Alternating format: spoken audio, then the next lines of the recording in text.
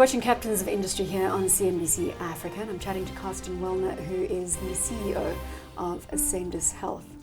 Take me back to 2013 when you listed on the JSE.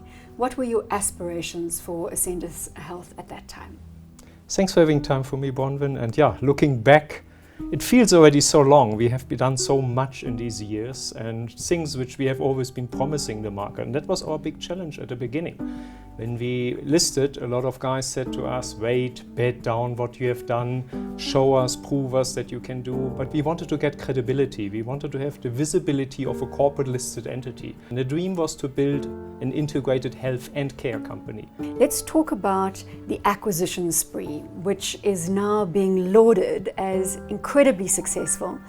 You must sometimes wait with bated breath when you go ahead, make the transaction, and then have to integrate it into the company, both vertically and horizontally. Yeah. There are a lot of acquisitions. We first had to do what we call platform acquisitions, which give us the infrastructure, and then we do bolt-ons in order, like you said, to vertically integrate and horizontally integrate these businesses to extract more synergies, extract more profits out of these businesses.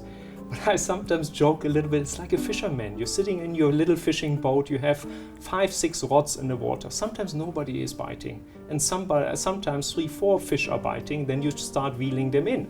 And this time we had 2 fish actually, we got them on board at the same time, which is a lot of challenge actually for the team to settle that. But why have we been so successful with acquisitions? Probably because of the unique combination between Coast to Coast, our major shareholder. Not being a private equity player, they are a long-term investor like in Remgro, or call it like a mini Berkshire Hathaway. That's their vision. So that level of comfort from a long-term investor must be a bonus when you're out there looking for the fish, so to speak. Yeah. But it's also sometimes a burden in the sense of they constantly ensure that also the other minority investors actually get a good value creation out of our business. So it's an actively involved shareholder, and it helps definitely from a financing point of view, acquisitions point of view, and they keep us on track all the time.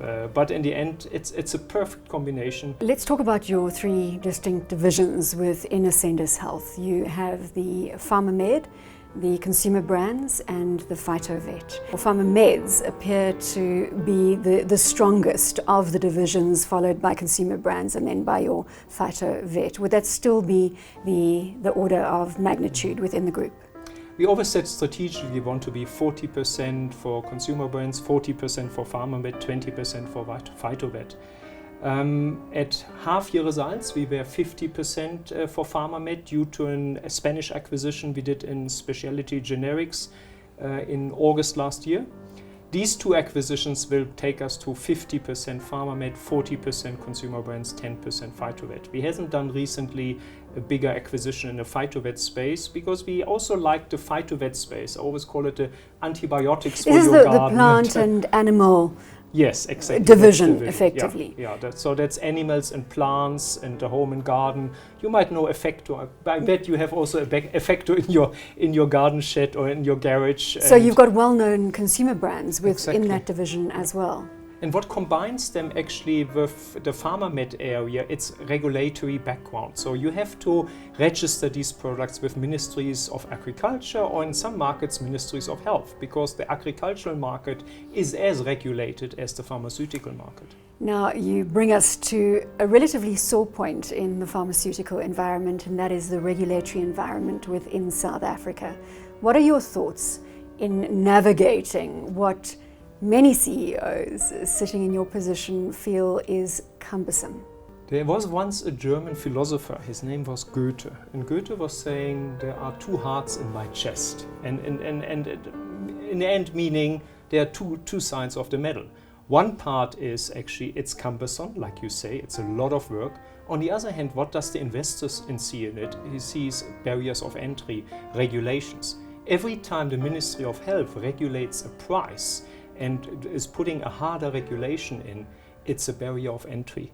So from a macroeconomist point of view, and my background, I'm a macroeconomist, it's sometimes a tricky thing. Every price control makes it harder for other ones to come in. So every it regulation basically gives you a moat around your business and prevents other competitors to coming in. If you have open price plays, sometimes the prices or the market dynamics drive other competitors much easier in. So regulations have, of course, a good thing to protect the consumer.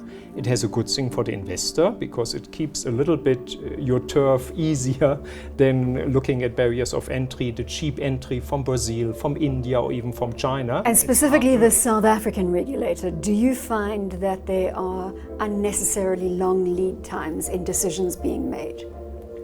Yeah, if you look at the Medical Control Council, or how it was called so far, 3 to 4 year registration times for medical dossiers is quite long. And even if you go in a fast process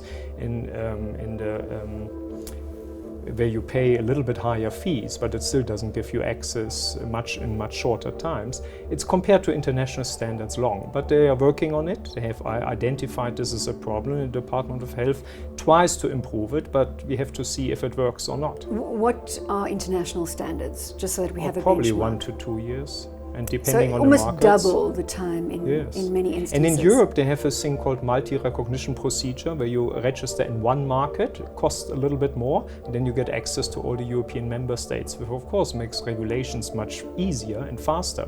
And that's where our subsidiary we just bought in Cyprus has a huge advantage. They are based in Europe, in a European member state, and get access relatively fast to European member registrations. You mentioned that you had just been engaged in an investor roadshow, and there are a couple of questions that analysts like to ask, specifically the buy-side analysts. One of them is, can you separate your organic growth from your acquisitive growth? I see your response in the media has been again on the vertical and horizontal integration, that it is very difficult to pull out those two different revenue streams given that it's at all levels of the supply chain. Does that still hold true? Yes, it does, and because we integrate these businesses, but we would be bad business people if we wouldn't analyze, let's say, sales and GPs of this business. What were our expectations when we bought the business 3-4 years ago or 5 years ago, and how are they doing now? Good example is 2 sports nutrition businesses we bought in South Africa, SSN and Evox. We closed the 2 production sites, put them in 1 production site. We see good profits at the moment, but because of closing the production sites, we had some challenges to get products into the market, onto the shelves. But we're working on that to rectify this. Another area is in our Effecto Avima area, where we had, unfortunately, the drought in South Africa. The other thing that investors must be incredibly happy about at the moment is that you export to 52 countries. Given where the rand is, this certainly plays to a strength that not many companies are able to put on the table at the moment. That's right. Last year when we reported, or the last half year when we reported, we had 80% of our business was in South Africa, 20 outside, 10 was exports, and 10 was actually from Spain, and we had a nice translation effect also from a foreign exchange point of view. Now with these 2 new acquisitions, we are half in dollar rand and half in rand. So we are completely, more or less, have a complete rand hedge, and this is what the investors love. They love the hedge against rand volatility, which comes either via exports or via the acquisitions we have done. What about manufacturing plants in South Africa? Is that something that you are going to investigate? We have, in some divisions, we have manufacturing plants, but we love brands. Our first point is the brand. And if you have a good brand, and if you look at our balance sheet, there's goodwill, a lot of goodwill, and it's tested every year for impairment by the auditors. But in the end, plants are not the most important thing for us. But if it helps to increase your value chain, we definitely look at it. We bought probably 4 years ago the Pharma Natura plant. And the Pharma Natura plant came with fantastic brands like Better Way and Vitaforce, very well-known brands, and they had a plant. So there it made sense, but we wouldn't buy a plant just for the sake of a plant.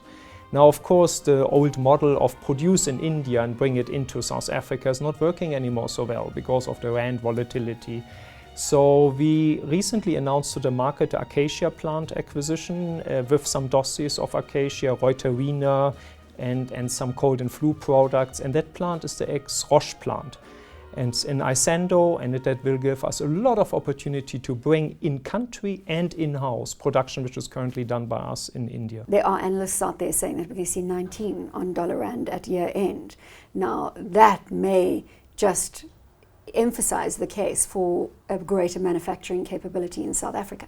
Definitely, and we will look at that, but the biggest hedge against this rand weakness is actually our international growth from an acquisitions point of view into Europe, into other developing markets. Where you become a multinational. Where we become a multinational, exactly, to set off imported rand volatility via dollar and euro exports out of these markets, plus our organic growth. What is important when you look at our business, we have brands like Solal, like Nimyu, very strong South African brands, our own brands. I get asked quite often, Solal or Nimyu, are these international brands? No, they're not. They are South African creations, and there's a lot of growth opportunity also from an organic point of view.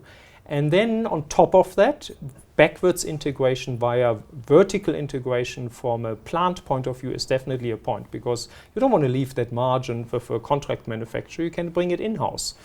What about the fact that you could potentially be an acquisition target? Now that you have a proven track record, there must be a number of players out there fishing for you, so to speak.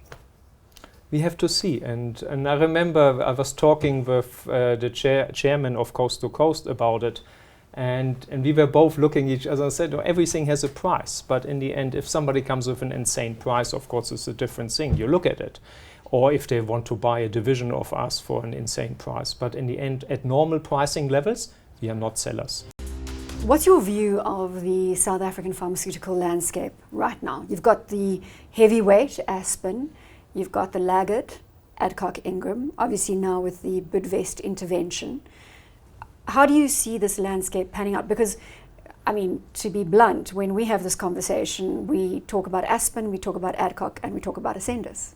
Yes, that's right. And when we listed in 2013, we had still Lita there, who actually then delisted. 2 years before, we had Cipla there, who also delisted.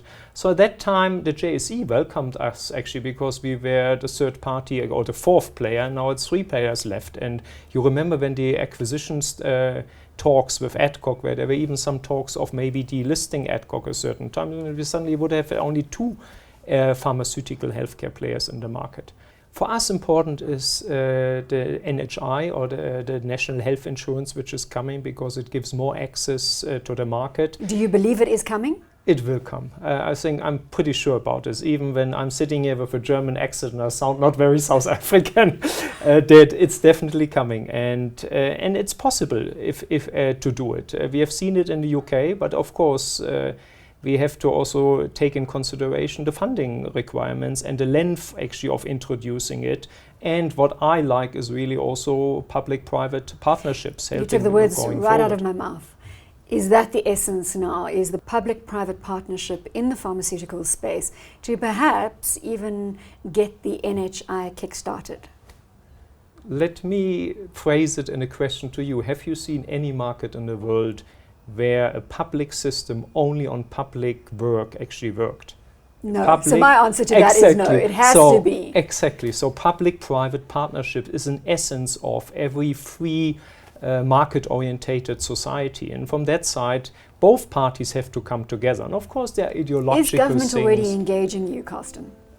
We have talks with our pharma division. Our pharma division focuses very much on affordable and accessible healthcare products. We are very strong, for example, dispensing doctors market, so where we address actually the outlying areas and people who don't have really the money to go to a public pharmacy belonging to a retail pharmacy chain in one of the shopping malls. And we are very strong in public tenders. We have a lot of trusted, long, well-used antibiotics and other generics. And then with these 2 acquisitions, which we have done, we get access with the pharmaceutical company in Cyprus, to a lot of new dossiers, being in HIV, in tuberculosis, in malaria control, and in other infectious diseases, plus oncology drugs.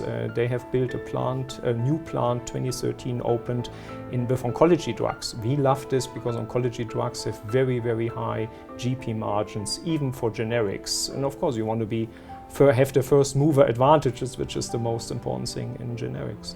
Talk to me about your team and your leadership style. The answer to that is we want to be entrepreneurial, and I think that links me a little bit to what you asked before, talking about, you mentioned Aspen. What we always admired with Aspen is they managed very well to combine entrepreneurial spirit with corporate governance and then later on corporate scale. And we're doing this in a similar way to find the right balance between entrepreneurship and governance and corporate scale. Of course, a little bit a different model. We don't have only interventive products like Aspen is, we have also prevention products, the whole nutraceuticals, vitamins, sports nutrition, dermacosmeceuticals area. These things we think are very, very important. Plus animal and plant health, because it all goes around that holistic view on health. How do you encourage entrepreneurship in a corporate culture? I think you have to live it. You have to be always an example, working hardest, leading by example. Leadership has something to do also with how do I run my business daily? Do I greet the tea lady? How do I treat everyone in the business? And that's so important. And the other thing is really leading by example from an endurance point of view. And I sometimes think I'm not a gifted sportsman, but if you actually put in the extra work, the extra, call it from a sports area, the extra training, the extra hours, you can excel quite well. A few years ago I had a phase where I did several Ironmans. And I remember, and you say you're not a sporty, you're not in the sporting arena. But it was really endurance. It was really the putting your teeth into it, don't let go, and have the diligence and walk the talk and do the things. And I think in the end that's important. So leadership has something to do with setting examples, leading by example daily, and also in the difficult areas, so you don't panic, that you stick to your guns, put the extra effort in, work hard. And I think that's the thing. Nothing is given nowadays anymore free of charge. You have to work hard. Yeah, skin in the game for me, it was interesting. I worked for a big listed entity on the Frankfurt Stock Exchange with a 30 billion euro market cap, and there we got every year our share allocations with share options. And I came actually to Ascendis, and that time it wasn't called Ascendis, 6 years ago it had another name, and we founded it coast to coast, and me. I had to put money in on my own. I bonded my house in order to get a certain stake of shares in the business because I believed in the vision. And I think this is what I think of skin in the game. Also that people have a good incentive scheme. So not only everything given, let's say, as a guaranteed check, 13th, 14th, 15th check, but really people work hard. But if they work hard, they also get rewarded nicely. And I think that's important. What do you look for in the people that you hire? I think you could call it passion. Passion is very important. If an interview candidate comes into the room and you look into the eyes, you immediately see, does he contribute energy to the room or does he suck energy of the room? And we had some guys in the business where we had the feeling they are, call it a little bit despectively, but I'm exaggerating now, energy suckers. And you want to have the guys in your team, in your room, in your meetings who contribute positive energy. So I think passion is important. Of course, you need also what we call the genetic things, the intellectual capabilities to construct a fantastic deal, to negotiate a great earn-out, to make sure that working capital levels are negotiated on the right level and not actually at lowest level on the year, but rather on peak level or good average levels. So all these technical things we look at, but if somebody is technically astute, but there's no sparkle in their eyes, there's no passion, that's not a person for us. What about Africa as an opportunity? The problem is always we see it as an opportunity, but are we able to change an opportunity in reality? And that's a lot of companies are struggling with. A few years ago, I have been teaching at Stellenbosch University in the MBA classes, international management. And a lot of people, when they go international, they come with quite naive ideas what it would be. Not everybody is as smart as Steinhoff or what SAB did when they went international. So you have also some good examples where it went well. So Africa is a mix between find the right company plus corporate governance in order to do acquisitive growth in Africa. So far, we haven't found the right target. Have you got a team that's focused on looking for opportunities? Yes. No, we looked in Nigeria, in Ghana, We had acquisition targets we looked at in Kenya. At the moment, we focus very much on opening offices, representative offices, and trying the organic growth. So some of our businesses do half of their business in Africa. We have a direct selling business selling nutraceuticals. Half of their business is in Nigeria. So we don't have an own setup there. It's a partner person, a lady actually who runs our business in Nigeria. She's on her own, has her own team, so she's not employed by us. So in the direct selling world, you have your own entrepreneurs, and she's doing this very, very well. We do with our Avima business in the plant and health area, we do a lot of business already for more than 50 years in Africa, paid in dollars. That's what we like. If you can do business in Africa and you get paid in dollars, of course. It's a perfect equation. Exactly. But you don't find this often. So Africa, we have an approach of organic growth, acquisitive, if we find the right target. But so far, we haven't found it yet. 6 years ago, you took the bet on putting together Ascendis Health with Coast to Coast. But of course, it wasn't called Ascendis at that point. 2013, you list on the JSE. 2016, you're a roaring success. You're, as I said earlier, you're being lauded from your acquisitive strategy perspective, and there are a lot of things going in the right direction for Ascendis Health. The next 3 years, your vision?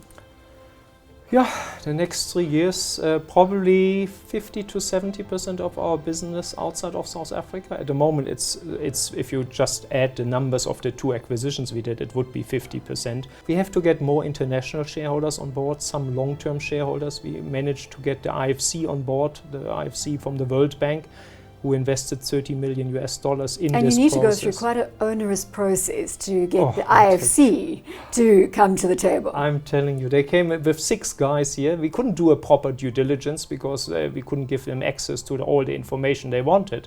But they focused a lot on sustainability and about social trade unions and they even wanted to have our carbon footprint for all our factories to look at. So that was quite a challenge, but then they were convinced we are the right partner for them going forward.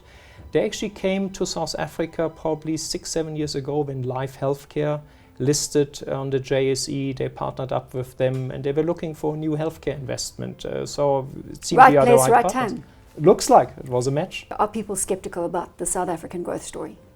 Depends to who you talk. If you talk to developing market fund managers, they have certain funds to invest. Now, what are their alternatives? And is it good to be the one-eyed under the blind, or is it good to be the one-eyed under the seeing people? That's the question. And South Africa is seen by them probably as the one-eyed under the blind, because they compare us with Brazil, with Turkey, with Russia, and they don't see these countries. It's a sorry pool to be compared with, exactly, but if we're going to stand out in comparison, let's take that advantage. So you go to London and I'm actually every time surprised, and since March, I was 3 times in London talking to investors, and once I was just 1 week after Pravin Gordhan was in London doing his roadshow with trade unions and business leaders. And you are surprised actually how positively they see us compared to what you expect. Not positively compared to developed markets, but positively what our expectation is. Because we have this inward focus sometimes in South Africa. We think everything is doom and glory. Fall down. And doom and bad. But it's not, actually. When you go to London, they say, yeah, we know you have your challenges. And I remember I was in New York in October last year, and the guy said, yeah, Klantler and Eskom and power shortages, we all know that. Let's talk about the important stuff. And of course, I have at the moment the advantage going there with a great story of our business, because what do international investors want? They want a growth story, exactly, high growth, plus track record and less risk on the end. And we offer them that. For 4 years, we have fulfilled all the promises what we did. We have high growth. And now we have a perfect hedge, a natural hedge against rent volatility. And that's why I'm probably the wrong person to talk to. If a colleague of mine from the mining industry goes to London, they have probably a more difficult stance at the moment than I. Is there anything before we draw to a close that you would like to throw forward to? You mentioned the background over the 5-6 years when we started. And it sounds like now everything went smooth, but it was a rough road. certain times people didn't believe in us and the banks didn't believe in us at the beginning. And I think the credibility to be listed at the JSE helped us a lot at getting also the banks behind us. Now these 2 deals will be financed with 3 billion rand via HSBC and Barclays.